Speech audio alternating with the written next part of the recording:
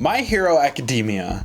I don't know if there's an anime out there that I personally hear a wider range of opinion on. On the negative side of things, I hear people say things like the show is boring, cringe, and for babies. Then on the positive side of things, I hear the show is a modern shonen masterpiece, an exhilarating experience, and peak TV. Of course, those are both the extremes, but all of the conversation and sentiment around My Hero falls in between those two extremes. So what is My Hero? Is it mid? Is it trash, or is it peak? I want to discuss in today's video the discussions I see around My Hero Academia online and ultimately come to a conclusion on whether or not My Hero Academia is plus ultra.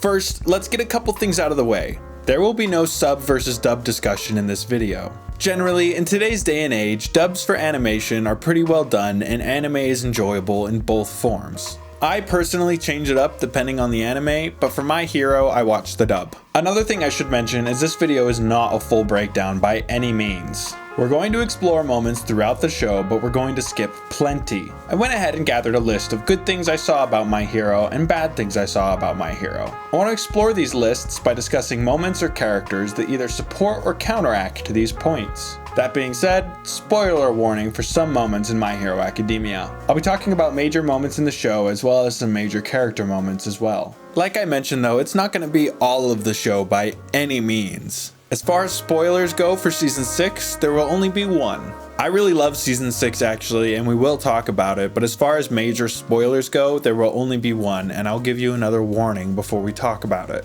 So if you've seen most of My Hero and just haven't gotten around to watching the new season yet, fear not. Speaking of Season 6, at the time of writing and filming, it is currently still airing. I also haven't read the manga, so if future events in the show contradict small details of what we talk about today, that's why. It won't affect the overall message and thesis of my video though. Finally, I haven't seen the My Hero Academia movies either. I will eventually, but from what I understand, they're not canon, so I really struggle to care. Okay, so now with that out of the way, where to start? Why not the beginning? That's easy enough. One thing I saw mentioned all over the internet is how Deku got his quirk and got into UA. For those who don't know, let's do a brief recap. In My Hero Academia, 80% of the population have quirks, or in Marvel words, superpowers. Some of these powers are strong, others are weak, and some are absolute living nightmares. There's actually some good discussion to be had around My Hero and discrimination in regards to certain powers, but that's a tangent. Point is that our main character, Izuku Midoriya, is born quirkless. He has no powers, and the doctors tell him he has no hope of ever manifesting any.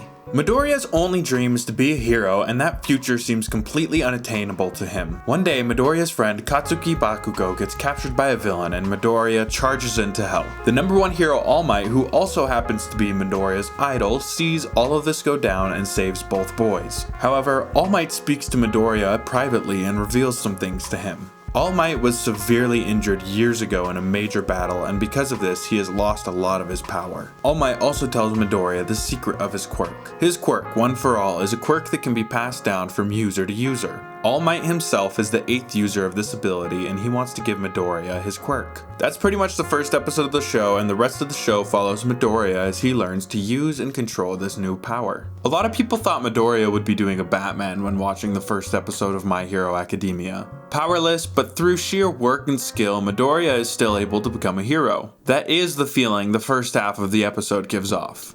Then, suddenly we get to meet All Might, and All Might is just like, "Hey kid, you got no powers, but you got some guts, so take my ability." It does give off a bit of whiplash, but that being said, I really like this. The biggest thing said about this is Izuku just gets handed one of the most powerful quirks. And yes, he does, but this does not make Deku a Mary Sue. A Mary Sue is a character who's depicted with no flaws and who has the ability to accomplish anything. Now this term is thrown around in plenty of situations where it doesn't apply. I never saw people referring to Midoriya directly as a Mary Sue, but a lot of the criticisms were in that same energy in regards to how he got his quirk. Yes, Midoriya does get handed one of the most powerful quirks, but he is by no means able to use it at all. The first few seasons of My Hero, we see Midoriya obliterate his arms over and over as he learns to control this power. His body can't physically handle the power he was given.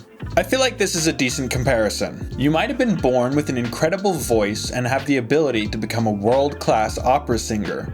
But even with that natural born talent, unless you hone and work at it, you're never going to reach that full potential. Natural talent, or in Midoriya's case, an incredibly powerful quirk, does not guarantee you success. Maybe your skill baseline is much higher than the average person, but if you want to reach your true heights, you still need to work really hard and hone your skills. The same applies for Midoriya and One For All. For those reasons, I'm not really bothered by Midoriya getting All Might's powers, but I am bothered by one thing in this conversation: the quirkless. With some minor side characters aside, the quirkless are almost never addressed in My Hero, and that always bothers me. A big theme in the show is using your unique abilities and skills in order to become your best self. But what about those with nothing extraordinary? I understand that one of the appeals of My Hero is the powers and the heroes and villains, but I can't help but wish that the quirkless were explored more. How does that 20% of the population deal with the reality they live in, and how do they focus their lives? While I'm fine with and I actually like how Midoriya gets his powers, I do wish the theme of a quirkless hero was pursued more. One of my favorite superheroes is the Moomin Rider. He's a hero in the One Punch Man universe who has no powers. He simply rides a ride on a bike, trying to help wherever he can. At first he's kind of a joke in the show, but over season 1 we see this hero continue to do his absolute best and stand up to every threat, no matter how outmatched he is. Another great example of this type of character in a show is Maki in Jujutsu Kaisen. In JJK, Jujutsu sorcerers fight curses with their own cursed abilities. Also, if you don't have any cursed abilities yourself, then you can't even see curses. Maki has no cursed powers. She's just a normal human, but despite this, she's determined to become a class 1 sorceress to prove her family wrong. She uses tools to assist her, like cursed glasses that let her see curses, and cursed weapons that let her fight them. I wish that My Hero took the time to explore this concept. One of the main focuses of My Hero is how the characters learn to better themselves and how they hone their powers. I really think a quirkless hero would fit so nicely in that message. It wouldn't need to be a main cast member or anything. I'd be more than happy with just a one-off side hero, but I just wish that this concept was more explored. It really feels like a major missed opportunity. Next, I want to discuss my personal biggest pet peeve with My Hero Academia. Yeah, the show's pacing. I know I'm not alone in this. I saw plenty of sentiment online echoing my thoughts in some form or another. Every episode of My Hero starts with a recap, an intro song, and of course has an outro song as well. So in every episode, there is at least 5 minutes of repeated content. Every good anime has an intro and outro song, so My Hero of course gets a pass for this. However, the episode recaps really hurt the show's pacing in my opinion. My favorite anime is JoJo's Bizarre Adventure, and I went and checked a few episodes to see what the intro pacing felt like compared to My Hero Academia's. JoJo's I feel like is more episodic than My Hero in a lot of cases, and I think it requires an episode recap much less, so I made sure to check out 2-part episodes of JoJo where something like an episode recap could be placed at the start of part 2. Like I suspected, JoJo's Bizarre Adventure had no episode recaps really. The most I saw was in the second episode of the Anubis fight in part 3 of JoJo's Bizarre Adventure. There's maybe 10 seconds of repeated content and then it goes right into moving the story forward. Without the episode recaps and without the next time segments that My Hero Academia has, JoJo's Bizarre Adventure is able to get about a whole minute more of content in every episode, and it also just jumps right in instead of doing a recap. This being said, I don't think the episode recaps are the end of the world or anything. Honestly though, I think this part of the discussion also heavily depends on how you're consuming My Hero Academia. I watched seasons 1 through 5 of My Hero Academia when they were all out. I was pretty late when it came to watching the show. So for me, I would usually watch 3 or 4 episodes at a time, and that made the episode recaps feel like the most annoying things in the world. But right now, season 6 is currently airing while I make this, so I'm currently watching it week to week. The episode recaps are totally fine in this case, and sometimes even helpful. When you go a week between episodes and you didn't just watch that content, the episode recaps are way less grating and much more of a neutral presence in my view. In a binge scenario, the recaps are definitely annoying, but you can also just skip them. I think the biggest issue with My Hero Academia's pacing is how every episode feels stretched out. I really love season 6, but unfortunately I still feel like this issue is present and it hasn't really changed with viewing the show week to week. Like I said, the episodes to me feel stretched out. In combination with the episode recaps, the next time on segments, and the general episodes feel stretched out. Not every episode is like this, but to showcase what I'm talking about, let's talk about the fights between Class A and Class B in Season 5 of My Hero Academia. At the start of Season 5, Class A and Class B train against each other by doing 4v4 fights. This is a great idea and a cool concept, except for the fact that it takes up the entire first half of the season. Every single fight takes 2 episodes except for one. No plot moves forward for this whole half of the season, and it's pretty grating. All of these fights could have been 1 episode, and this whole arc could have just been 6 really nice episodes to warm up the season, but instead, they just had to stretch out each fight to 2 episodes. Match 3's actual fighting is around the length of an episode. The reason why it takes place over 2 episodes is because the first episode has a million character interactions before the actual fight begins. The episode that follows this match is episode 97, and it's the fight that I mentioned that only takes 1 episode. Bakugo is determined to ace his opponents, and so he actually does teamwork for once, and in turn is able to sweep his opponents with the support of his teammates. The whole fight takes about 2/3 of the episode, with the final third working to set up the next fight. God, how I wish each fight followed this structure. Part of the point of Bakugo's fight is the fact that they win extremely fast, so that's probably the reason why this fight is so much shorter and written way tighter. I can only imagine if all of the matches were given this much tighter writing structure. It honestly feels like all the other matches are being delayed as long as possible just to fill out runtime in a lot of cases here. The matches do end with a pretty cool progression in Deku's powers, and overall they're still enjoyable, but by the time I got to the end of these episodes, I was so ready for the show just to move on already. It also doesn't help that my least favorite arc in My Hero takes place just before at the end of Season 4. That's the school festival arc, and it makes me want to die. I will not be talking about it though, because it makes me want to Roblox myself. That being said, Gentle Criminal's backstory is actually really good. I don't care for that set of episodes at all, but I do like his backstory. I do think the arcs we just discussed are the worst offenders when it comes to pacing in My Hero Academia, but to an extent, most every episode has this.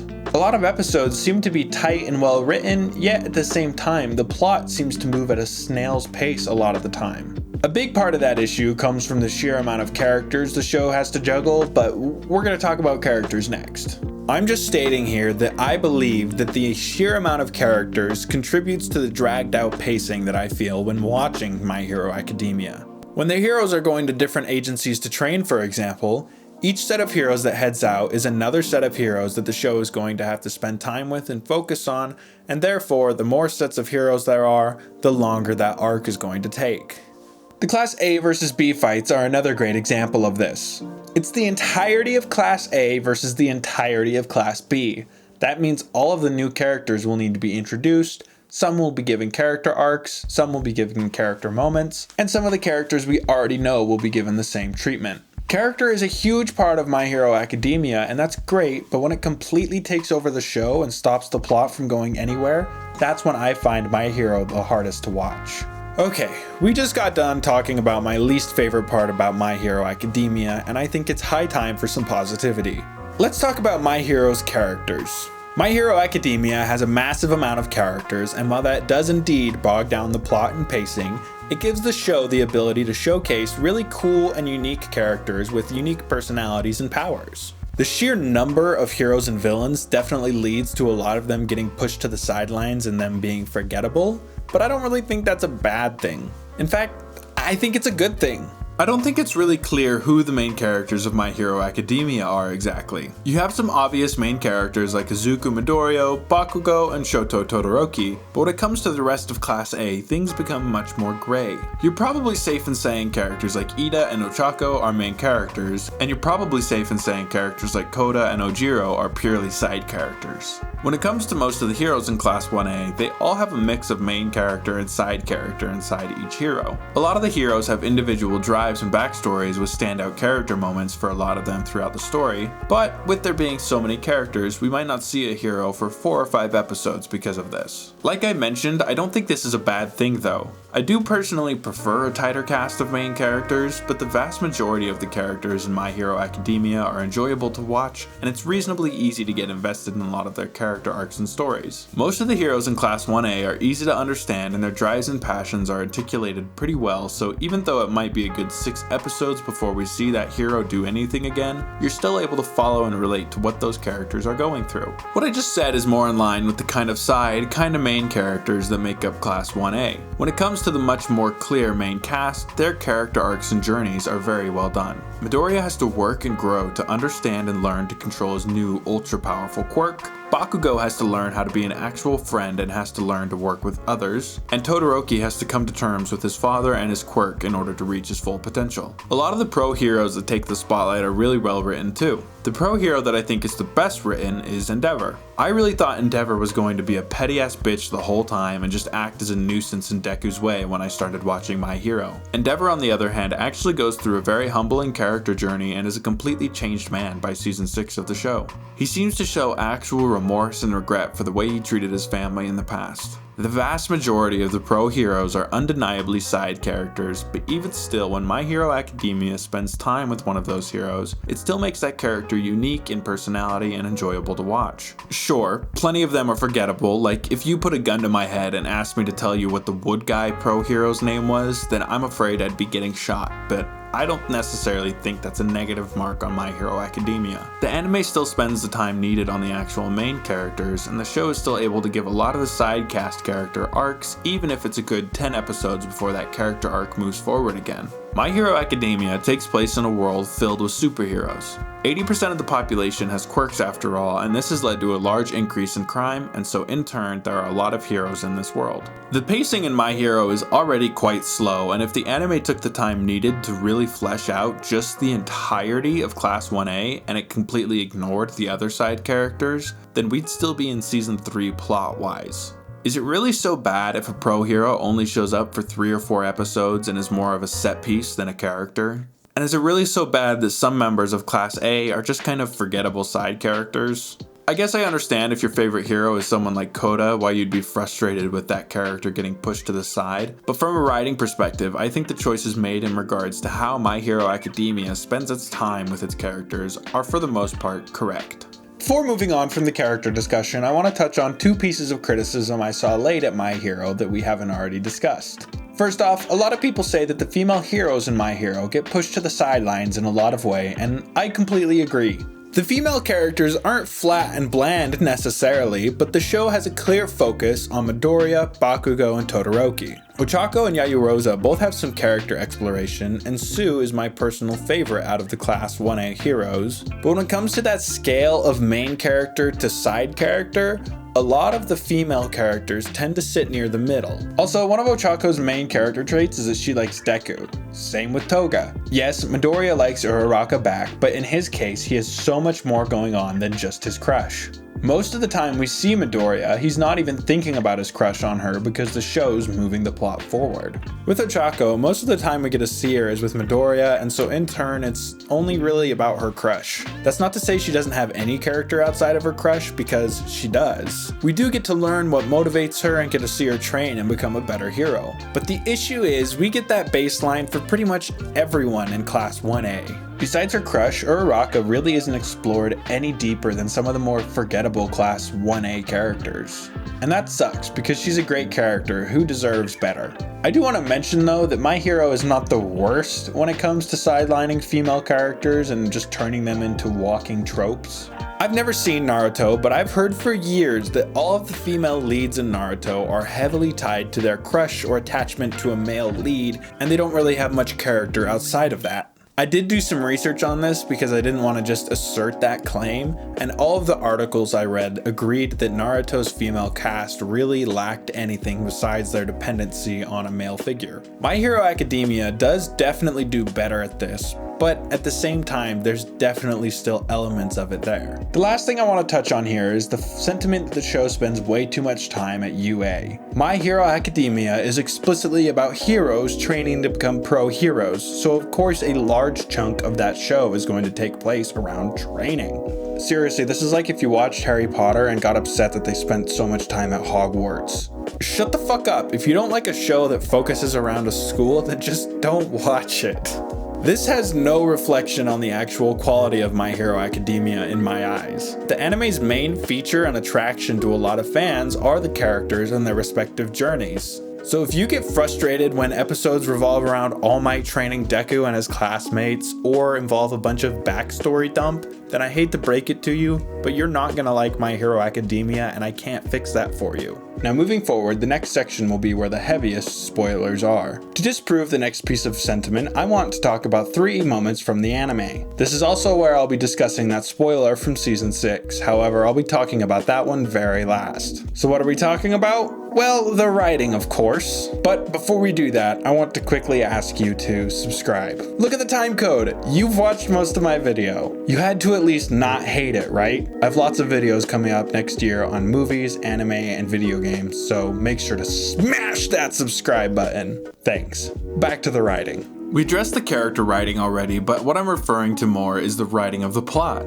While things definitely take longer to get going than I would like, the actual events that take place and the consequences that follow are good in my opinion. I did, however, see all over the place on Reddit threads and the like about people being frustrated or not liking the show due to there being a lack of consequences. I disagree with this for sure. I think it's fair enough to say in regards to Season 1. Season 1 is all about Deku getting into UA and honing his powers to a usable level, so it's totally fine in my view that no crazy character deaths or major consequences occur. Deku does break his arms and fingers over and over while learning to use his powers, but due to the school nurse, he's able to instantly heal with just some bed rest. That might seem like a freebie, but the nurse states to Midoriya that if he keeps damaging his arms like this, eventually they'll be unusable and the damage will be permanent. Midoriya is able to learn to control and use his powers, and is eventually able to stop hurting himself when using them. This might seem like Midoriya breaking his arms had no long-term consequences, but without spoiling anything specific, Midoriya breaks his arms again in Season 6.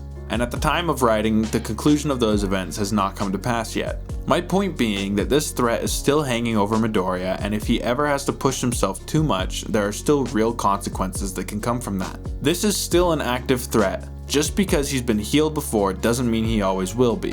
That is me placing faith on My Hero Academia, but I have good reason to do so. Once the show gets going, there are heavy consequences that occur. The first of these heavy consequences I want to talk about is when All Might loses his powers. Episode 49 of My Hero Academia has All Might face off against his age-old rival All For One in a climactic mid-season finale.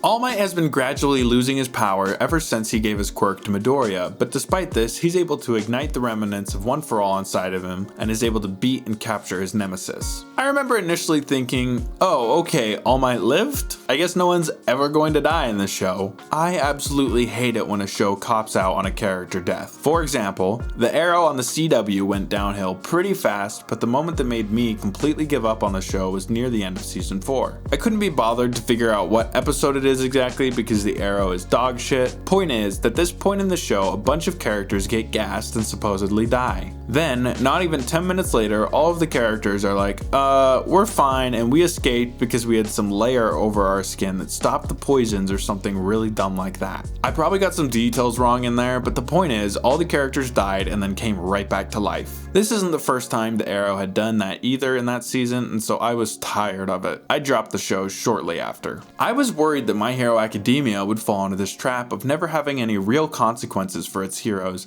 but it definitely does, and we will get into that. I want to discuss the All Might situation a bit more though. On the surface, it might seem like All Might losing his powers was the only consequence to come from this, but actually a lot happens. For one, Endeavor becomes the #1 hero and his character journey gets set off by these events. Furthermore, this fight really shakes the public's confidence in the heroes. This isn't really shown that well, to be honest, but it's referred to many times. All Might losing his powers also increases the stress and pressure that Deku feels in his ability to master One For All. Finally, this fight is what's able to set off All For One's final plan, and the League of Villains becomes a much bigger threat from here on forward. A lot comes from this fight's outcome, just not All Might's death. While I really appreciate a good character death or two, I also recognize that that is not the most important part. The most important thing is that the viewer or reader feels the impact of the story moments that are going on. Killing a character is a great way to do that, but it is by no means the only way to do so. Watching this fight between these two powerhouses is a really great experience. The fight is enjoyable to watch, and it's able to fill the viewer with emotions as the fight moves forward. My Hero definitely kills off far less characters than most shows.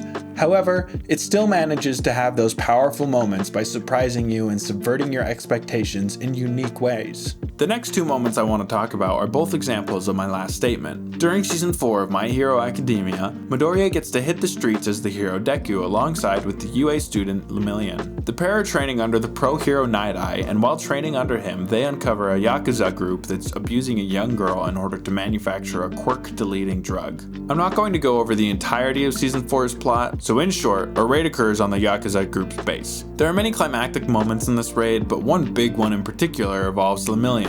Lemillion's been building up over the course of season 4 as a really great character. All Might even considered passing One for All to him. His quirk is a weird one that lets him phase his body through things. It's more complex than that, but I don't feel like explaining it. Point is, his quirk is not obviously powerful. Mirio Togata worked tirelessly to master his quirk and turn it into an effective battling tool in order to become the hero Lemillion. He's even kicking in the villain's ass and is winning the day when one of Overhaul's minions decides to shoot a kid. The girl the Yakuza group was abusing in order to create their drug is in the room when the fight is going down, and in order to turn the tides to Overhaul's favor, one of his minions shoots a quirk-deleting bullet at the young girl. Lemillion doesn't even hesitate and he takes the bullet for the girl. Just like that, his quirk is gone. This has to be devastating.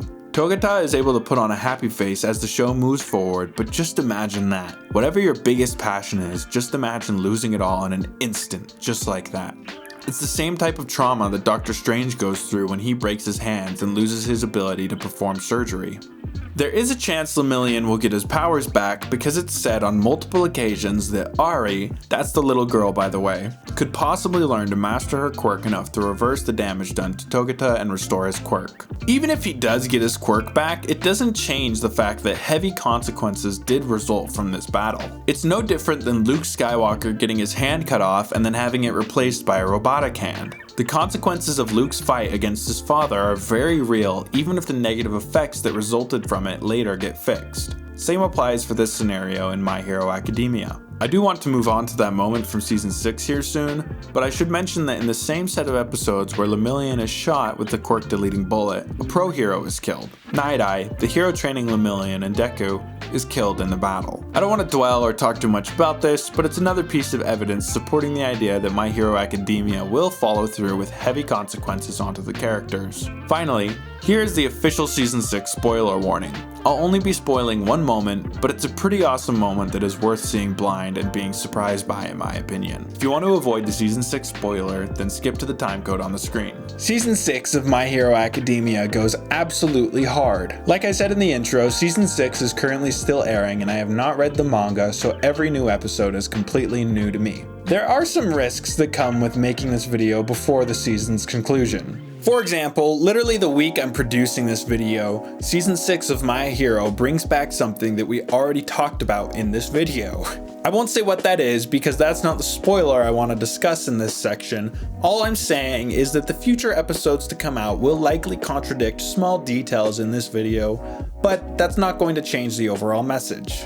If you're curious what story moment I'm talking about, it takes place 3 to 4 episodes after the moment I'm about to spoil. Season 6 consists so far of a massive hero raid on the League of Villains base. Things eventually lead to a major fight between a supercharged Shigaraki and many of the pro heroes. The only thing keeping the heroes alive is Eraserhead's quirk keeping Shigaraki's decay at bay. So Shigaraki shifts his focus from fighting Endeavor and Deku and just shoots right by them in order to get to Eraserhead. Shigaraki has a quirk deleter that he's been holding on to and is trying to use it. He gets stopped by the dragon hero, but he doesn't care. Shigaraki shoves his arm right through that dragon's hand and flicks the quirk deleting bullet at Mr. Aizawa. The bullet hits his leg, Deku screams, and the episode ends. Mr. Aizawa is going to lose his erasure quirk, right?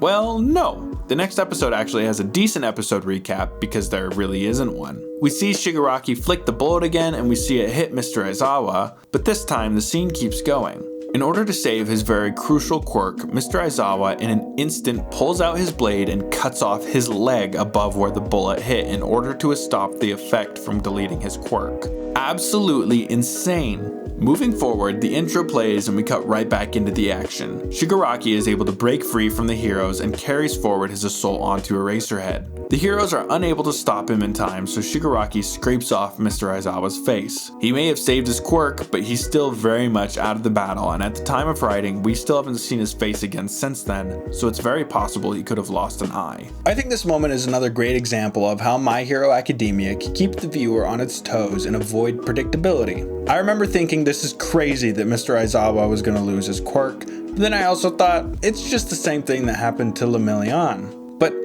not in this case. The next episode instantly surprised me with Eraserhead cutting off his own leg. My brain then assumed he'd be semi-fine and still be able to help for the rest of the fight, but nope, I was once again surprised because Shigaraki goes, okay, fine, I'll rip out your eyes. Throughout the show's runtime, there are moments like this. Maybe not as big or dramatic, but nonetheless surprising and entertaining. Even the Class A versus Class B arc I complained about so much earlier is filled with surprising moments. I wasn't able to guess the outcome of the matches, really. If my guess was right, it was more so due to luck than me being able to read and predict the show's plot beforehand. I also don't think most of the show's surprises feel cheap or fake. If you just subvert the audience's expectations, that doesn't necessarily make for good work. Like, if you had a romance film building up to this big climactic kiss only for one lead's head to turn into a big alien and then eat the other lead actress's head, that'd be so stupid, right? Surprises need to make sense in the world they're built for, and in some cases need to be built up to or foreshadowed. My Hero does a pretty decent job of making the twists and turns in the plot surprise you, but still make sense in the world. I'm sure you can nitpick moments where this is not the case, but for the vast majority of the time, My Hero Academia does a great job at surprising its viewers, even in its smaller moments. So we've kind of discussed the major things I wanted to discuss in today's video. I'm sure there are criticisms or things to talk about out there that I didn't talk about, but for the most part, I think most of those would lie under the umbrella of the things we did discuss today. The critique will either revolve around the pacing, the characters, or the writing. And while I agree there are pacing issues in My Hero Academia, it is not nearly enough to ruin the show.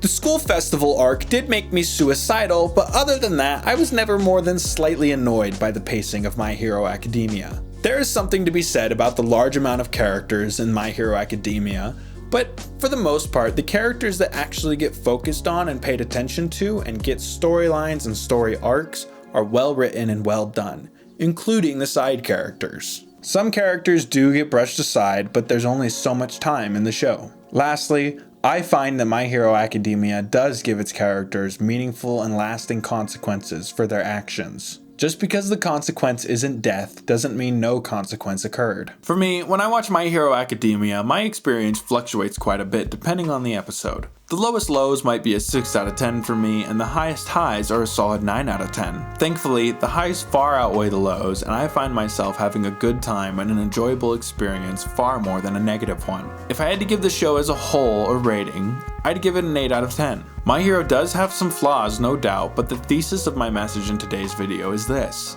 I think a lot of the shit thrown in My Hero's direction is overblown. There is plenty to criticize when you get down to the details, but the vast majority of what the show has to offer is great. My Hero Academia is not trash, and the people that say it is are just huffing copium. It's okay if the show just isn't for you. That's why I've tried to mention elements of it that bother me, like the pacing. If you want a show that's constantly moving the plot forward by leaps and bounds every episode, then yeah, you're going to be bored by My Hero Academia. However, if you don't mind that the show will slow down sometimes to focus on some side characters or the main characters, then you're going to have a much better time watching My Hero. Not liking a character-focused show like this doesn't make it bad for focusing on characters. It's just not for you. I think I've been able to get my point across to you in today's video. I want to thank you all so much for watching and remind you once again to subscribe. This video essentially marks 1 year of making videos for me. I've learned so much and gotten so much better with each video completed. 2023 is going to be just the same for me and my channel. You made it to the end of my video, so you obviously enjoyed it to one degree or another. so make sure to subscribe to see what type of nerdy shit I make a way too long video on next. Thank you so much for watching. Make sure to give your friends head and have a nice night. Don't you worry, spit and come, you make my life okay.